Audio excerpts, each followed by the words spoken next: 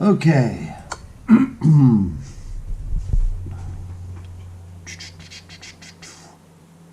Just telling you.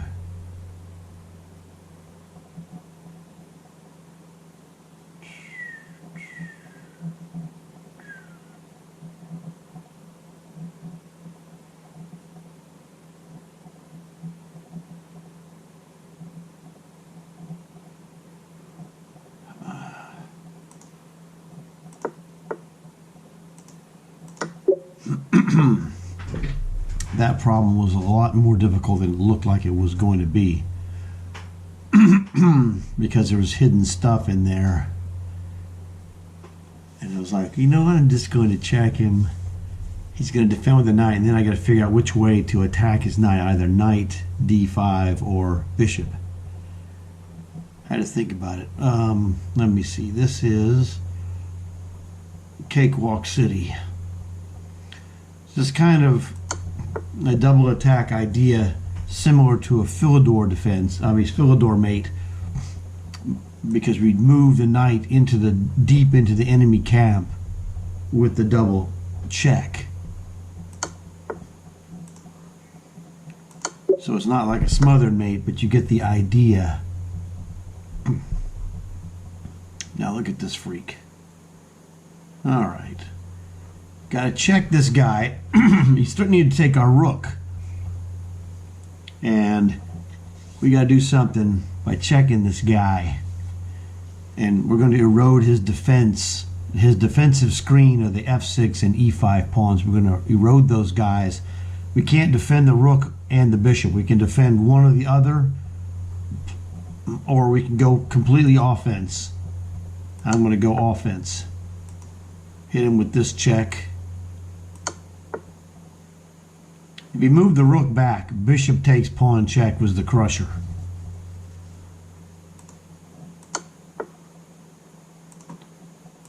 Just like that. It was a little easier maybe than it looked like it would be. Okay, this is pretty basic stuff. This is, demolition of the pawn structure to access this bishop and rook on h1. So we have to sacrifice this rook, check him again, and then move in. So that's, hopefully kind of where the visualization shows up. Yeah, whatever, dude. Oh, come on, man. Now, clearly knight check with the fork. Take it. Good question. Take it. He goes here. And then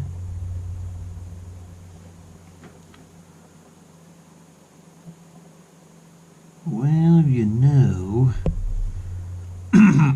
we might have something different. Let's see. Yes.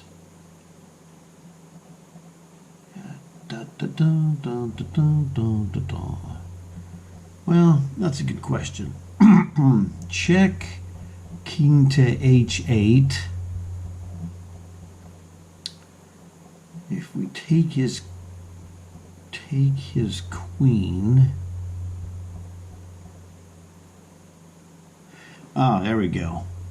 The desperado. Check. Take the queen. Takes my queen. He's toast. We're going to play knight to take c7, attacking his rook. So we're going to attack his rook, and then when he moves it, we take his knight. So the desperado snags a piece. Okay, this looks obvious, but he's got, what's going to happen is that look at this. This is the visualization that comes into play. Queen captures rook. His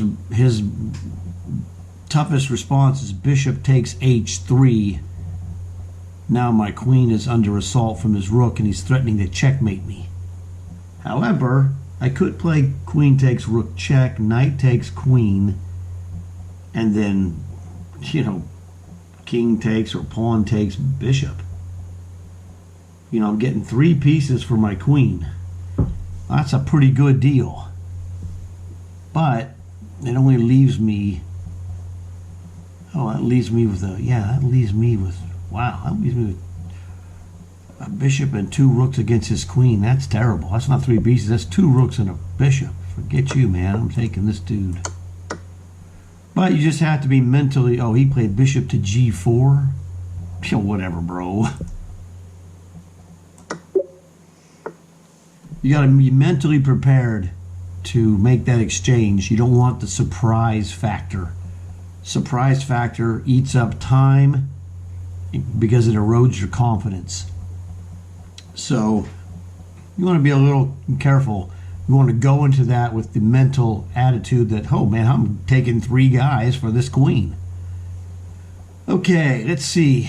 Well, this is a rook and pawn ending, and we want to transfer this to a king and pawn ending, which would win for me. And that's easy because there's a position you have to know. That position is when his king is here in front of the pawn and my king moves in front of the pawn. When he moves, he loses. It's a Zugzwang position for white. So check, I'll take. He's going to go here. King in front of the pawn to g5 is a win if you play it correctly. It's a forced win. So once I visualize that I'm going to have his king here and I'm going to put my king on the winning square, it's over. It actually takes me longer to explain it than it does for me to recognize it. Oh well. But the explanation is what we're after, not the recognition factor. Because once you recognize it and understand it, you have it for life. Bam, bam, bam. Trade these off. This is another one. I want to trade all these pieces, rook for bishop and rook for rook. Well, you're going to be rook down, yeah, but 2 connected passed pawns on the 6th rank beats a rook straight up. Once you know this, it never goes away. I don't care which rook he interposes, I'm going to do the same thing. It doesn't matter. You lose. These are just truths that you have to know to be a strong player. Now, here's a question for you. What do we do here? Check him. He's going to go to here, and then I'm going to hit him again. Am I checkmating this guy? It looks like I'm checkmating this guy.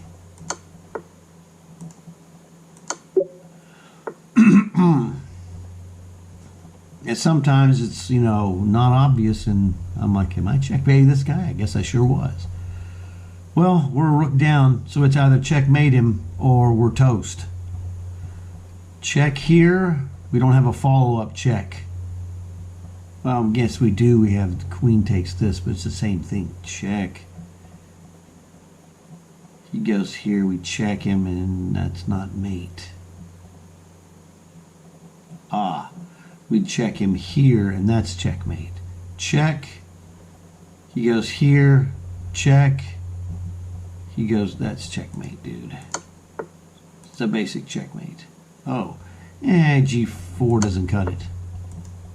You gotta be careful, man. When you're a rook down, you gotta make sure your I's are dotted and your T's are crossed. Okay, what in the world are we doing?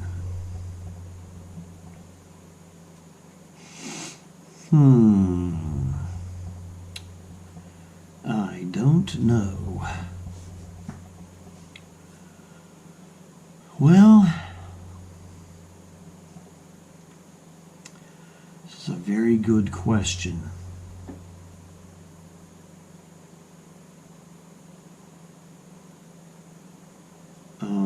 Bishop takes, rook takes, knight to g3, sorry, b6. So I'm thinking about bishop takes c5. Oh, hey, he doesn't get anything. What the heck? What am I missing here? It's not a threat, dude. This guy doesn't have a threat. I'm sorry, I don't get it. I'm literally not understanding what is going on here. Check there, and Whatever, dude. I'm taking this bishop. What is... whoop-de-doo.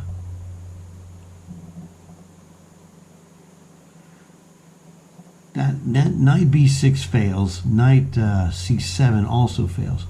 But dude, I have just king here. I mean, I can't move the bishop because he takes my bishop. Bishop takes knight check. I go here. What are you doing? Okay. Okay. I'm sorry, dude. I don't get that at all. That wasn't a... That was just a... All that was an exercise in making sure I don't screw up. It just looked like an easy win, and it was. Sometimes they do that, just, you know, it's just weird. Okay, let's look and see, what can we do? He's got 3 guys attacking, defending that pawn, but I got 3 attackers.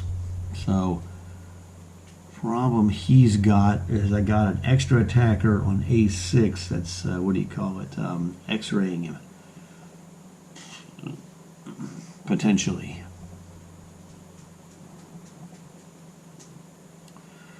So, what if we play something like queen to h4? That's kind of a jerk move. That's why I like it. Queen to h4. I don't know. Check. You go to the, you can't do that. Queen to h4 looks to be a potential problem for this guy. Threatens to checkmate him. You know, or put a mating attack. Queen h4, h3 is no good. Queen f2 check. King h1, knight g3 is mate. So he can't play h3 to stop it. So how does he stop this mate? That's what I'm asking myself. Queen h4. You know, I'm visualizing that move, and what happens? I don't know. I cannot. It's one of those things, sometimes you just can't see a defense. And sometimes it's an illusion, and sometimes it isn't. That's the problem. Sometimes, you know, your mind is like, well, this looks so good, I refuse to see a defense, and so I'm trying to find one. How does he defend h2? He can't. h3 doesn't do it. I just showed you the mate. King to f1 is a mate with on f2. He doesn't have a check. I'm sorry, I see queen h4 as mating. Well, there it is. I mean, you know, whatever. Followed by check and check. Okay. You know, just sometimes it just is too good to be true, except when it's true.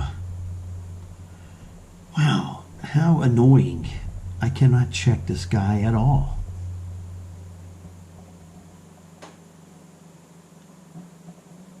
But if I could check him, ugh, you're killing me. Man. Oh. That would lose.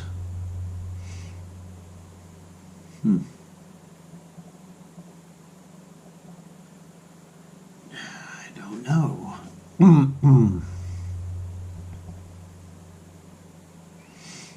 Oh, I see. How bizarre. If I go, interestingly enough, his king is trapped by my knight and pawns. So if I play rook to d7, it wins his queen because he can't stop checkmate except by queen takes rook. And then my knight would take and then play either c2, knight to c2 or knight to b3 to defend against the queening of the pawn. So it looks like rook d7 is a win. He has to take it. and then my knight stops his pawn. But it was very bizarre. This is a known fork.